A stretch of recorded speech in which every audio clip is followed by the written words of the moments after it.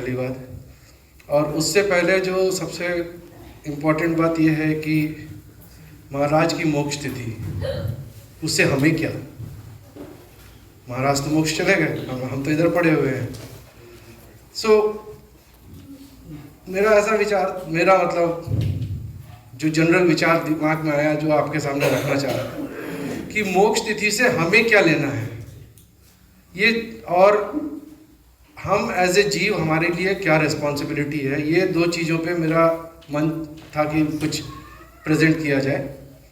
तो अगर हम मोक्ष तिथि को सीरियसली देखा जाए तो हमारे जीव के लिए कितना इम्पोर्टेंट है ये देखना ज़्यादा जरूरी है। क्योंकि सदगुरु महाराज आए, ज्ञान दिए, सब कुछ हुआ, सब कुछ ठीक है, लेकिन आज जो हम सब यहाँ इकट्ठा हुए हैं इसमें हम ये देखें कि उस मोक्ष तिथि से हमें क्या मैसेज है। तो आज ये सेलिब्रेशन जो हो रहा है यहाँ पे, जो मोक्ष तिथि मना रहे हैं, इसका अगर अब हम देखा जाए, इसके दो तरीके से इसे हम देख सकते हैं। उसके पहले मैं एक छोटा सा रिक्वेस्ट करूँगा आपसे कि मैं ये नीचे एक नंबर डाल के छोड़ा हूँ, ठीक है ना। ये नंबर पे लास्ट में चर्चा करेंगे, क्योंकि जानबूझ के मैंने एक नंबर डाला है 118284। तो ये लास्ट में ये आप ही लोग को पूछना पड़ेगा कि ये क्या है करके, अगर ठीक है, अगर नहीं पूछे तो मैं मान रहा हूँ कि शायद हम लोग सब कुछ सुने नहीं हैं। तो इसलिए क्वेश्चन पूछने की रिस्पॉन्सिबिलिटी आपकी है कि ये 118284 क्या है, इसके ऊपर हम क्यों लिखा गया ये नंबर। तो इसको अभी रखते हैं आखिरी तक। आखिरी में अब महिलाएं पूछे तो बहुत अच्छा है, नहीं तो फिर आदित्य ये आपकी रिस्पॉन्सिबिलिटी है 118284 के बारे में पूछने का, ठीक है ना। तो अगर हम इस मोक्ष तिथि को देखें तो ये हम सब जीवों के लिए एक बहुत इम्पोर्टेंट मैसेज है कि सदगुरु महाराज ने जो हम लोगों के लिए वो परम मोक्ष का लक्ष्य जो डिफाइन किया है, जो हम लोगों को बताए हैं, वो चीज़ हम ना भूलें। और हम जितने भी जीव हैं वो सब उस परम मोक्ष की तरफ अलाइन हो जाए मतलब उस तरफ चलें। होता क्या है कि सत्संग होता है, जाता हूँ, लोग जाएंगे अपने अपने काम में लग जाएंगे। तो मोक्ष तिथि और ये दो तिथि जो आती है आगमन की महाराज की, इसमें सत्संग रखने का या सत्संग करने का एक, जैसे मेरा जैसा जीव अगर आया है तो ये मैं यही मान के चलता हूँ कि हम सबको उस परम लक्ष्य की ओर ध्यान रखना है और हमको उस परम मोक्ष की तरफ काम करना है। ये अपने जीव को बार बार जताने के लिए ये फंक्शन, ऐसा मेरा ओपिनियन, मेरा मतलब क्या, इस वक्ता का ओपिनियन, मैं तो क्या, मैं भी एक नॉर्मल जीव ही हूँ। और दूसरा ये है कि इस मोक्ष तिथि से दो चीज़ें बड़ी क्लियर हैं। एक, महाराज इस चीज़ को प्रूव करके गए, सबको दिखा के गए कि मोक्ष कैसे जाते हैं। और दूसरा, अब लोग दिवाली मनाते हैं वो अलग बात है, बट ये तो आज जो ये दिवस है ये उस काल को पराजित करके उस मोक्ष में जाने का सेलिब्रेशन है। और ये सब उस रास्ते में हमें चलना है, उस बात का ये मतलब ये जो आज सत्संग या जो भी हो रहा है ये उस पर्पस से है। तो पहला, उस मोक्ष तिथि को अपने जीव से अलाइन करिए, अपने जीव के साथ जोड़िए और ये देखिए कि हम उधर कैसे जाएंगे, ठीक है। और दूसरी जो बात है कि महाराज ज्ञान छोड़ के गए, महाराज की सत्ता चालू है और वो बताने वाले कई संत मौजूद हैं। तो इसलिए ये बहुत ज़रूरी है कि इस पूरे प्रोसेस में हम ज्ञान को अपनाएं और उसको अपने इस जीवन काल में, अब देखिए दो बातें आती हैं, ज्ञान है, विधि है, सब कुछ है, लेकिन आप बोलो कि ठीक है होते रहेगा। हम सब इस जीवन में क्या उस परम पद को पा सकते हैं, इसी बात का मतलब इसी बात को चेताने के लिए ये बार बार हम मोक्ष तिथि और उसको सेलिब्रेट करते हैं। और मैं ऐसे मानता हूँ कि सेलिब्रेशन उसी पर्पस से और केवल हम उसी पे फोकस करना चाहिए। तो ये दो बातें हैं। तो एक है कि हमारा लक्ष्य उस परम मोक्ष की ओर, और दूसरा है सदगुरु महाराज के ज्ञान से जुड़ने का। और तीसरा, आज जो इतने लोगों को यहाँ पे सेलिब्रेट कर रहे हैं, सब लोग इधर आए, बानापुरा आए। अब देखिए ये तो मेरे जैसे जीव को जब मैं देखता हूँ तो साल भर मैं इधर उधर भटकता हूँ। 2 बार आया, मेरे जीव का इधर आके ज्ञान से, सुमिरन से, चर्चा से, जैसे गाड़ी सर्विस कराते हैं ना हम लोग, सभी लोग कोई ना कोई गाड़ी तो इस्तेमाल करते ही हैं, साल में 2 बार ले जाते हो सर्विस कराने, नहीं कराते हो। ये भी सर्विसिंग है आपका कि आप अपने जीव को ठीक करो और वापस उस परम लक्ष्य की तरफ चलें। तो इसलिए हम सब आए हैं, खैर सेलिब्रेशन है, सबसे मिल रहे हैं, लेकिन एक इम्पॉर्टेंट बात यह है कि हमारे जीव के लिए क्या लेके जाएंगे यहाँ से, ये भी हमें समझना है। और देखिए ये सत्संग ऑर्गेनाइज करना इतना आसान नहीं है, मतलब बहुत ही मुश्किल काम है। और इतना मेहनत इसीलिए कर रहे हैं क्योंकि ये सारे हमारे जितने भी जीव हैं, जितने भी सदगुरु महाराज से जुड़े हैं या जुड़ रहे हैं, उन सब के लिए एक बहुत इम्पॉर्टेंट मैसेज है कि आप इतने मतलब आओ, इस चीज़ को अपनाओ और उस फाइनल हमारा जो आखिरी गंतव्य है उस तरफ बढ़ने के लिए हमें सबको अपना अपना प्लानिंग करना चाहिए। तो ये तो एक सिंपल सी बात हो गई। और उसके बाद जब हम आदि सदगुरु द्वारा बताए हुए बात, उस परम मोक्ष की बात करते हैं, उसके पहले एक छोटा सा बात आपसे मैं, ये मेरा पर्सनल ओपिनियन है बट फिर भी मैं रखना चाहता हूँ कि जीव जो होते हैं ना, ये 2 प्रकार के होते हैं। एक होते हैं भोले, ये शायद पता नहीं ये नंबर का कोई महाराज ने कहीं बोला नहीं, बट ऐसे ही जनरली मैं लगता है एक जीव 10 करोड़ में भी भोला होता है क्या, मुझे पता नहीं। बट बाकी सारे जितने हैं 99.9999% इन सबको क्वेश्चन रहता है महाराज से, क्या मिलेगा, क्यों मिलेगा, कब मिलेगा, मेरा घर बनेगा, मेरे बच्चे ठीक रहेंगे, दुनिया भर के क्वेश्चन। ज्ञान के ऊपर भी बताओ तो विश्वास नहीं होगा स्टार्टिंग में, या विश्वास करेंगे तो भी 50 क्वेश्चन मन में रहेंगे। ये सारे जीव इसमें आते हैं। जो भोले हैं उनके लिए तो हम जो आज चर्चा करने वाले हैं वो शायद वैलिड ही ना हो, क्योंकि भोला आदमी है, उसको पता है सदगुरु महाराज ने ये बोला है, उसका हो जाएगा। जो भोला नहीं है, मैं इस कैटेगरी में हूँ, पहले ये बता दूं आपको ये कि मतलब ये नहीं कह रहा कि मैं भोला हूँ, बट हम जो आज चर्चा कर रहे हैं, और ये सत्संग नहीं है, ये चर्चा है, आपस में हम लोग बात कर रहे हैं। केवल मैं एक ही काम किया हूँ, वो है महाराज की वाणी से कुछ चीज़ें इकट्ठा किया हूँ सारा, और इकट्ठा करके वो आपके सामने रखना चाहता हूँ। और इसके अलावा बाकी जो है ये चर्चा, मैं जो बोल रहा हूँ हो सकता है सही गलत, उस पर मैं नहीं जा रहा, बट आप एज ए जीव क्वेश्चन जरूर कर सकते हैं कि आप ये क्या बोल रहे हो करके। तो ये आज हमारा ये चर्चा ही है, ठीक है। और जब चर्चा किस पे है, चर्चा उस बात पे है कि हमें उस परम मोक्ष एज ए टॉपिक पे है, क्योंकि मोक्ष तिथि से अगर हम जोड़ के देखें तो, और जब ये बात उठती है तो जो एक जनरली लोगों के प्रश्न होते हैं कि भाई किसको जाना है, कहाँ जाना है, क्यों जाना है, इस प्रश्न का उत्तर रहेगा। और हर एक उत्तर के पीछे एक ज्ञान होता है, एक उसके पीछे, और अगर आप डिटेल में जाएंगे, ये सब इनके लिए है, इनके लिए नहीं है।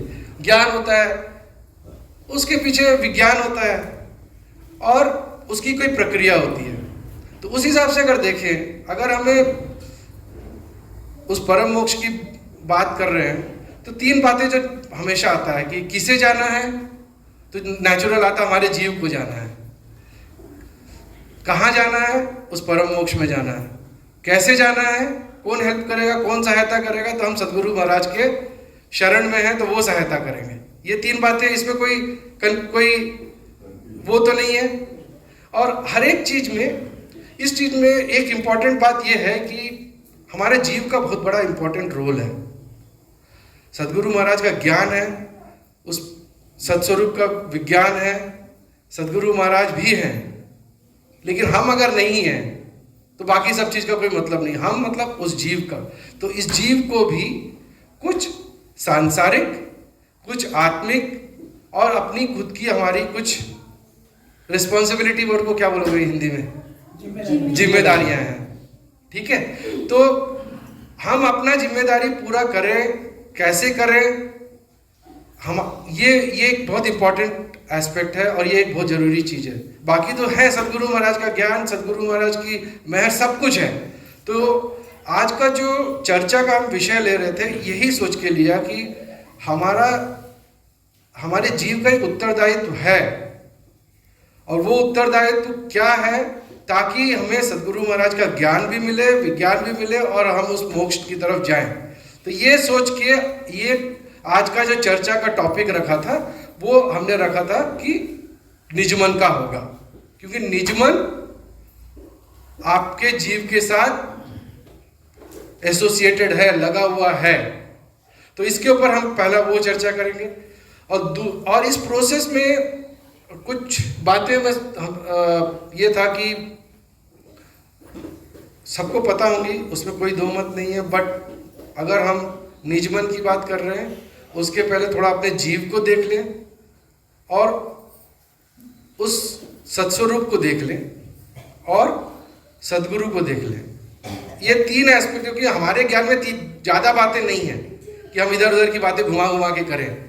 या तो सदगुरु महाराज का ज्ञान है, विज्ञान है, और वो परम मोक्ष है, और एक प्रक्रिया है। इसके अलावा तो कुछ अलग नई चीज़ तो है नहीं कि मुझे कोई मकान बनाना है तो डिज़ाइन बनाना पड़ेगा, ये करना पड़ेगा, कुछ नहीं है। सिंपल से तीन बातें हैं।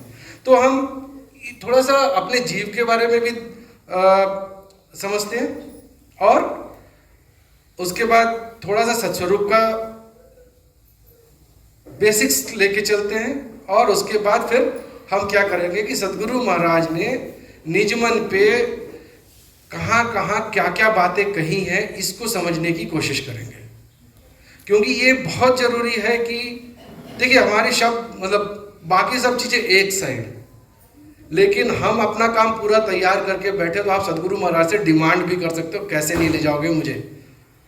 आप अपना ही काम नहीं करो, उसके बाद आप जितना भी दुनियादारी कर लो, तो मेरे हिसाब से मैं जब बोल रहा हूँ, अब कृपया मुझे मेरे नाम से एसोसिएट ना करें। मैं मतलब ये उम्मीद है कि हम अपना काम करें तो सब चीज़ें अपने आप लाइन में आएंगी। तो ये एक सिंपल सा विचार के साथ ये आज का जो चर्चा का विषय हमने रखा था, वो निजमन का रखा था। और वाणी जी से कहीं बाहर जाने की कोशिश नहीं है। हो सकता है कि मेरे अनजाने में मैं कहीं अगर आगे पीछे जा रहा हूँ तो प्लीज़ उसको आप ज़रूर करेक्ट करिएगा।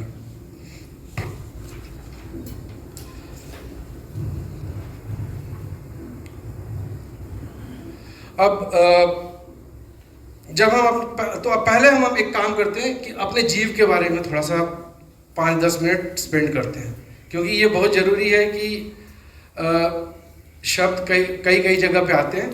तो सदगुरु महाराज ने, अब इसका एक मिनट, सदगुरु महाराज ने एक आवाज़ आ रही तो बताओ।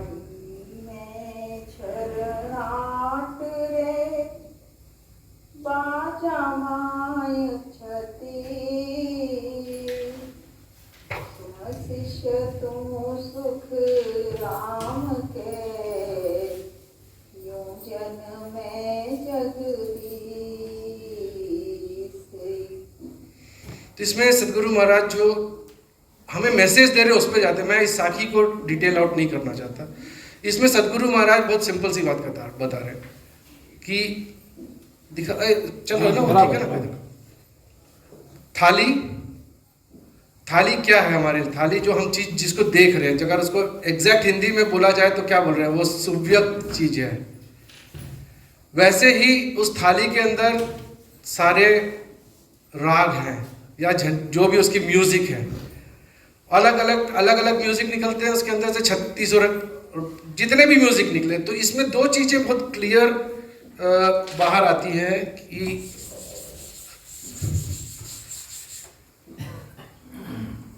एक है जो हमें दिखता है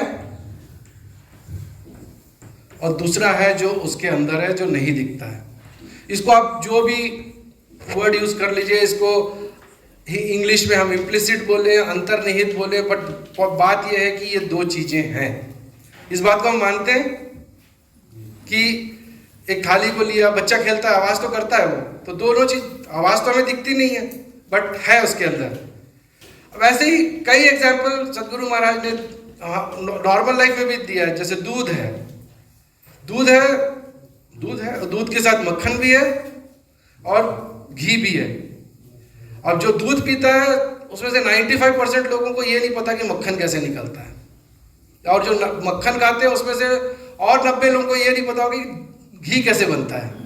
घी बनाना अलग, देखिए गरम करना अलग बात है और सही घी बनाना अलग, क्योंकि मैं घी का बहुत शौकीन हूँ तो मैं हमेशा इसको लेके आता हूँ, बट ऐसे नहीं होता है। तो हर जब घी, दूध के अंदर घी भी है, मक्खन भी है। वैसे ही हम जैसे कहते हैं बीज है, बीज में फल भी है, बीज में वृक्ष है, बीज में कांटे भी हैं। अब ऐसे ही आप अगर अपने जीव के पॉइंट ऑफ व्यू से देखें तो जीव के अंदर, अपने जीव के साथ मन का दो पार्ट, विच एक निजमन भी है और एक अपमन भी है। और होता यह है कि ये साथ ही है, ऐसे तो कुछ है नहीं अलग से हमें कोई दिख रहा है। और सदगुरु महाराज ने इस निजमन पे बहुत सारी बातें अपनी वाणी जी में बताई हैं। तो और हमारा कोशिश ये है कि इन चीज़ों को देख लें एक बार ये अपमन क्या है और एक निजमन क्या है, क्योंकि ये हमारा है, ये हमारे साथ एसोसिएट जुड़ा हुआ है।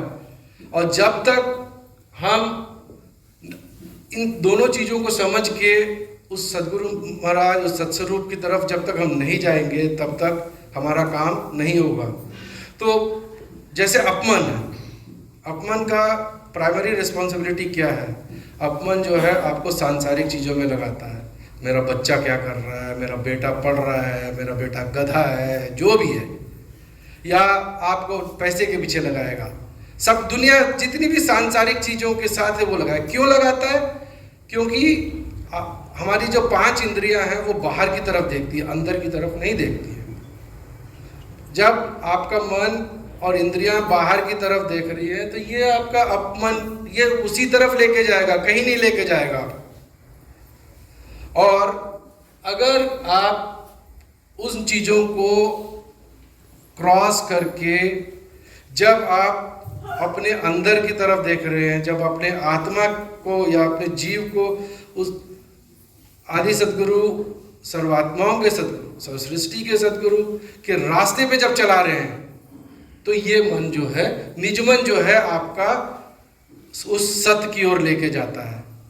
तो ये हमें एनालाइज करना है कि क्या दिन में 24 घंटे, क्या मेरा 5 मिनट के लिए भी मेरा निजमन उस सत्य की तरफ गया, या 99% अपमन ही चला रहा है मुझे?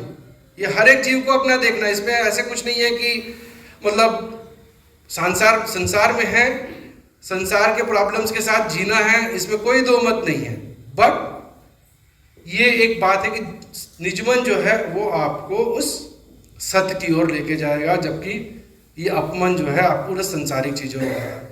तो हर एक जीव अपने लिए एनालाइज कर सकता। आप अपने आप से झूठ नहीं बोल सकते, बाहर से किसी से भी झूठ बोल सकता हूँ मैं कि नहीं मैं सदगुरु महाराज पे 24 घंटा रहता हूँ, हो सकता, मतलब बट जब अपना निजमन से देखूंगा तो शायद हो सकता है कि मैं बिल्कुल झूठ बोल रहा हूँ। तो इसलिए ये हर एक जीव को देखना है। और एक बात और है, इस जीव या इस आत्मा को जो चलाने का काम है वो प्राइमरली 19, जैसे अभी हमने दूध और उसकी बात ली,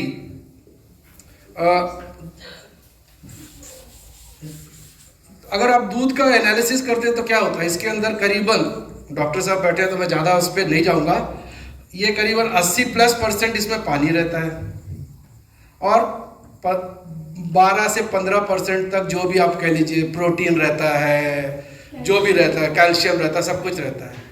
ठीक है, जब हम दूध पीते हैं तो 80% ऑफ टाइम पानी पी रहे हैं, मान के चलिएगा आप।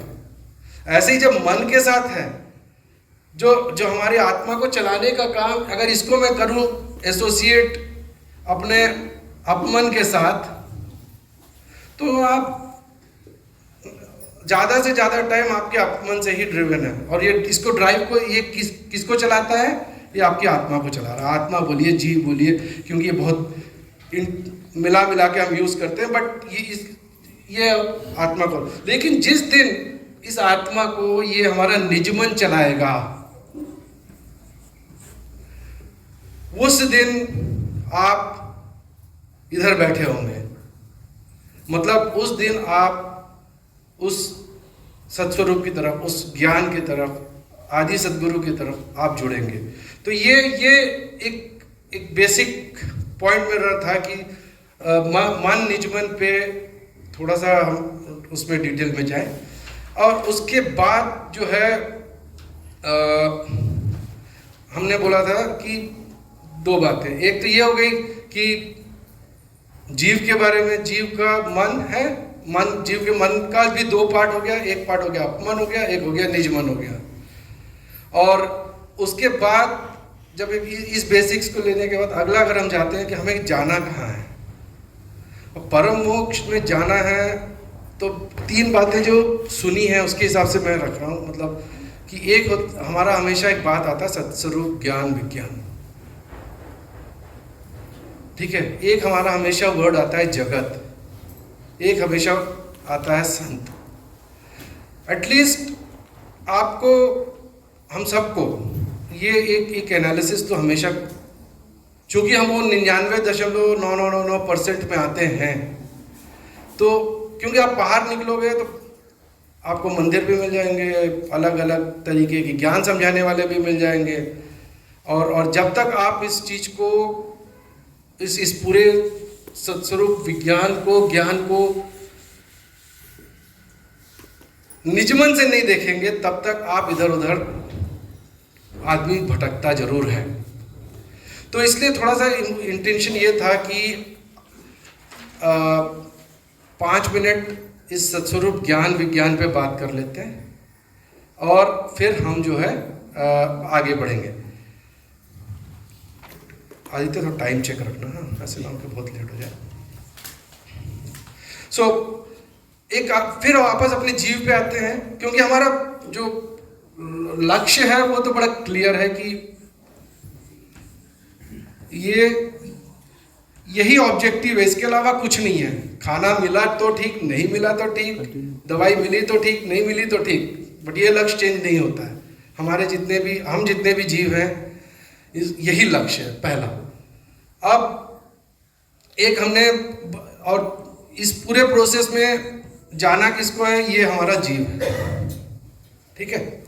अब इस जीव का थोड़ा सा और एनालिसिस करते हैं फर्दर। अगर हम हमेशा एक वर्ड यूज करते हैं आदि अनादि का।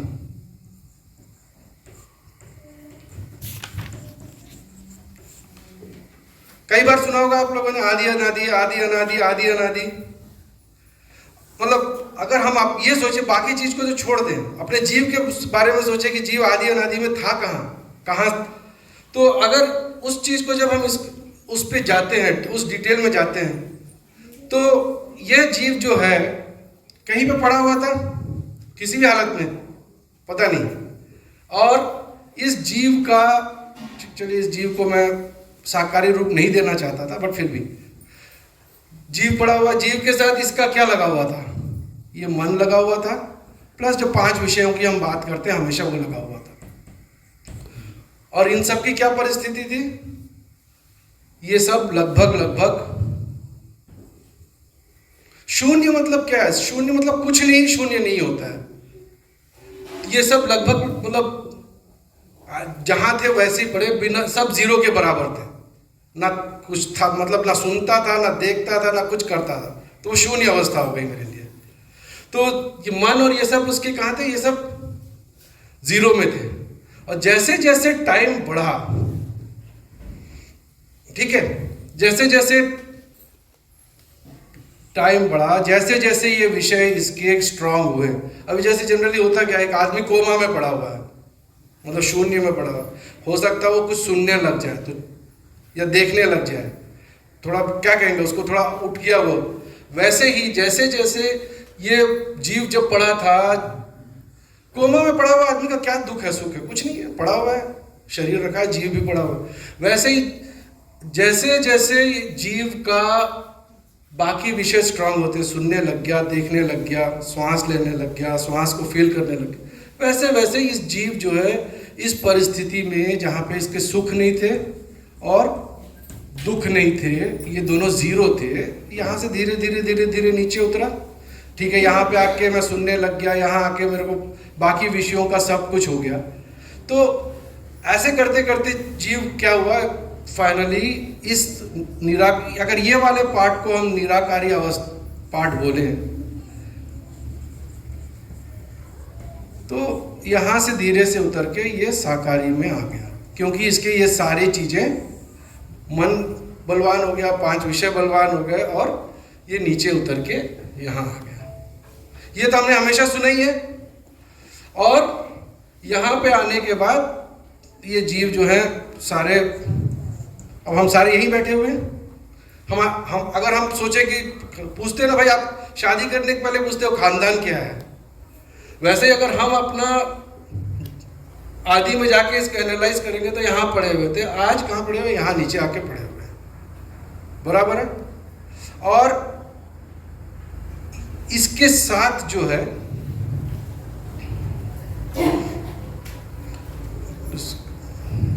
और इसके अंदर हमने खैर सत्संग में बहुत सुना है कि साकारी सृष्टि की क्या डिटेल होते हैं, ये सब हमें पता है कि 3 ब्रह्म, ऊपर लेवल में 3 ब्रह्म 13 लोक, नीचे 3 लोक 14 भवन, ये सब हमें पता है, स्वर्ग पाताल ये सब पता है।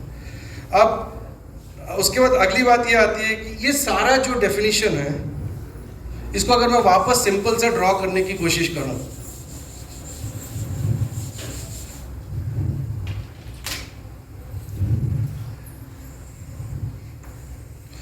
अब ये सर्कल होता है, स्क्वायर होता है, नहीं पता, बट हमारे लिए सर्कल लेके चलते हैं। ये मैं यहाँ पर जीव पड़ा हुआ था और यहाँ से उतर के ये जो बाउंड्री है इसको पार करके इधर आके आज के डेट पे ये हम सब यहाँ पे पड़े हुए हैं।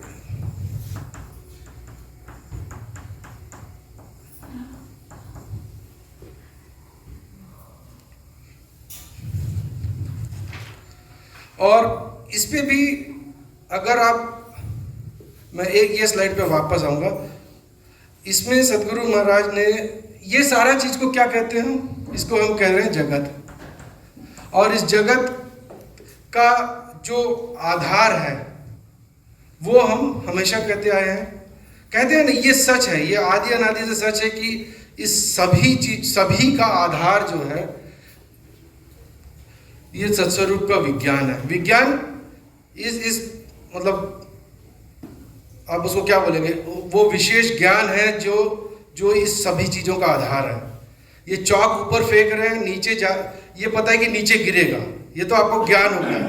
क्यों गिर रहा है, कैसे गिर रहा है, उसके पीछे का विज्ञान है।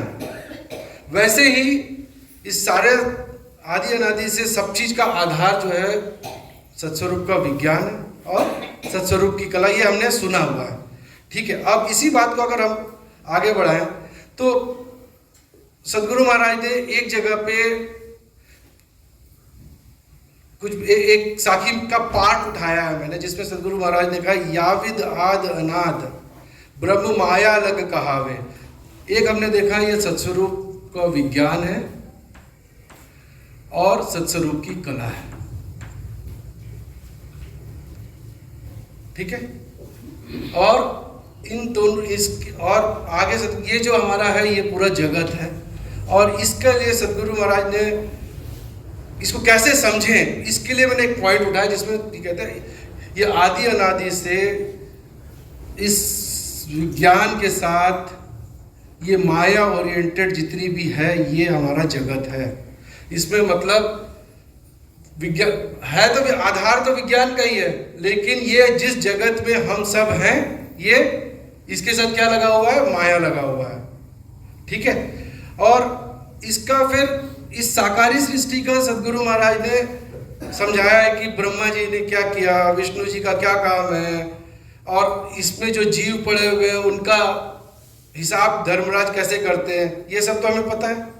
और साथ में सदगुरु महाराज ने एक और इम्पोर्टेंट एस्पेक्ट जोड़ा, जिसमें संत सिरजिया सुख राम के जीव उदाहरण काजी। ये जो जीव जितने भी इस माया में पड़े हुए हैं, इनको बाहर निकालने के लिए संत होते हैं। जब संत होते हैं तो संत का आधार भी वो सत्स्वरूप है, और इस संत का आधार ये माया नहीं है, ये जीवों की, ये जगत का खेल है। और यहाँ पे जो है वो सत्स्वरूप की कला के आधार पे होते हैं। और अब अगर हम देखें, हम यहाँ पड़े हुए थे, इस जगत में पड़े हुए हैं और पड़े रहेंगे जब तक हम इस सत्स्वरूप विज्ञान और ये माया के कॉम्बिनेशन में, तो हम यहीं पड़े रहेंगे और यहीं आते रहेंगे और आते ही रहेंगे जब तक हम यहाँ से, अगर हमें यहाँ से, अभी मुझे यहाँ से वापस दिल्ली जाना है, मुझे ट्रेन तो पकड़ना ही है। ये नहीं कहूँ कि मैं मतलब बानापुरा में बैठे बैठे दिल्ली पहुँच जाऊँगा। तो ये, अगर ये जो जीव यहाँ पड़े हुए हैं, जो सत्स्वरूप विज्ञान और माया के आधार पे, अगर इनको उन संतों के उसमें जाना है तो दो बातें बहुत जरूरी है। एक, आपका निजमन। अगर आपका निजमन नहीं दिए तो आप इधर जा ही नहीं सकते। और जो हमारे जितने भी जीव मिलते हैं, सबको ये बताना जरूरी है कि मतलब जब तक आप ये नहीं दोगे, बाकी सब चीज आपको कुछ नहीं मिलेगा। तो इसलिए मैं थोड़ा ये वापस, क्योंकि हम आदि अनादि से दो पद की बात करते हैं, बट अगर उसको हम अपने जीवन, उसको थोड़ा समझने की कोशिश करें तो कुछ मेरे को लगा कि ऐसे समझाने की कोशिश करूंगा कि ये हम जीव यहाँ पड़े हुए थे, यहाँ निराकारी सृष्टि तो साकारी में है, और ये पूरा जगत है। और इस जगत में सदगुरु महाराज ने जैसे बताया कि इसमें, इसके साथ ब्रह्म, इसका आधार माया है, और सभी चीजों का आधार जो है सत्स्वरूप का विज्ञान और सत्स्वरूप की कला। तो ये एक आपको बताना था। और उसके बाद इस जो अब इसको थोड़ा सा मैं ऐसे लेता हूं, ज्यादा बेटर रहेगा।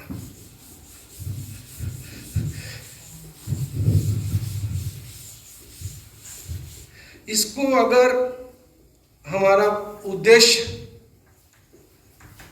ये रहेगा, इसको ये चेंज नहीं हो सकता। आधार सबका सत्स्वरूप विज्ञान और उस सत्स्वरूप की कला। जिस सबको गाना वाना बहुत शौक है ना, राग वा कुछ करते, सा सा मम्मा रा रा कुछ कुछ तो करते रहते, राइट। तो ऐसे सिंपल एग्जांपल के पॉइंट ऑफ व्यू से मैंने ये लिया, विज्ञान स है और ये है। इसके आधार से हमने देखा जगत है, और इस जगत, और दूसरा हमने एक देखा संतों का। मैं इधर से करूंगा, सॉरी। अब इसको थोड़ा, ये संतों का है और ये जो है जगत है। उसको आपने उल्टा लगाया है, वो इधर से चाहिए, ये अच्छा ये ऐसे इसका पोजीशन चेंज करो। ओके, आप से थोड़ा और ट्रेनिंग लेना पड़ेगा। हो जाएगा। तो अब इसको, और इसी चीज को अगर हम जो है, अगर आवाज नहीं आ रही, आ रही है ना, ये जो यहाँ पे स और माँ बनाया मैंने, जिसमें कि ये विज्ञान है और ये माया है। और यहाँ पे मैंने कहा क्योंकि ये यहाँ से ये उठा के इसमें मिलाते हैं सत्स्वरूप में, तो ये इन्हीं का अंश है। और ये जो है ये हमारा सदगुरु का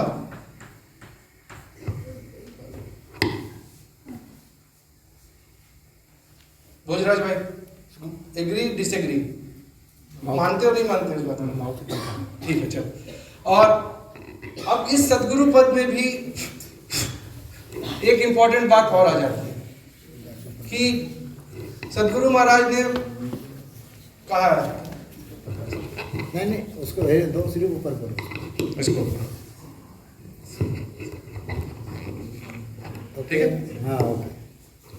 इसमें भी सदगुरु महाराज की अगर जो साखी आप देख रहे हैं